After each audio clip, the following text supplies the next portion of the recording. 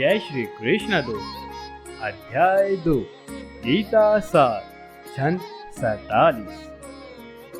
कर्मण्येवाधिकारस्ते मा फलेषु कदाचन मा कर्म फलहेतुर्भुर्मा ते सगोम स्तव कर्मणि। तुम्हें अपना कर्म यानी कर्तव्य करने का अधिकार है, किंतु कर्म के फलों के तुम अधिकारी नहीं हो। तुम न तो कभी अपने आप को अपने कर्मों के फलों का कारण मानो, न ही कर्म न करने में कभी आसक्त हो। तात्पर्य, यहाँ पर 3 विचारणीय बातें हैं। कर्म यानी स्वधर्म, विकर्म तथा अकर्म।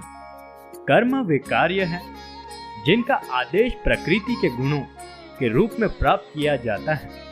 अधिकारी की सम्मति के बिना किए गए कर्म विकर्म कहलाते हैं, और अकर्म का अर्थ है अपने कर्मों को न करना।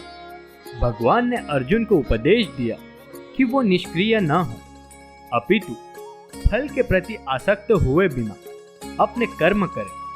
कर्म फल के प्रति आसक्त रहने वाला भी कर्म का कारण है। इस तरह वो ऐसे कर्म फलों का भक्ता होता है। जहाँ तक निर्धारित कर्मों का संबंध है, वे तीनों उपश्रेणियों के हो सकता है, यथा नित्य कर्म, आपातकालीन कर्म तथा इच्छित कर्म। नित्य कर्म फल की इच्छा बिना शास्त्रों के निर्देशानुसार सतगुण में रहकर किया जाता है। फल युक्त कर्म बंधन के कारण बनते हैं, अतः ऐसे कर्म अशुभ हैं। हर व्यक्ति को अपने कर्म पर अधिकार है, किंतु उसे फल से अनासक्त होकर कर्म करना चाहिए। ऐसे निष्काम कर्म निसंदेह मुक्ति पथ की ओर ले जाने वाले हैं।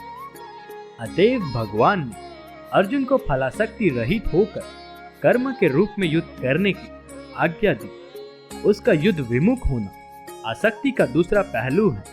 ऐसी आसक्ति से कभी मुक्ति पथ की प्राप्ति नहीं हो पाती। आसक्ति चाहे स्वीकारात्मक हो या निषेधात्मक, वो बंधन का कारण है। अकर्म पापमय है, अतः कर्तव्य के रूप में युद्ध करना ही अर्जुन के लिए मुक्ति का एकमात्र कल्याणकारी मार्ग था। जय श्री कृष्ण दोस्त।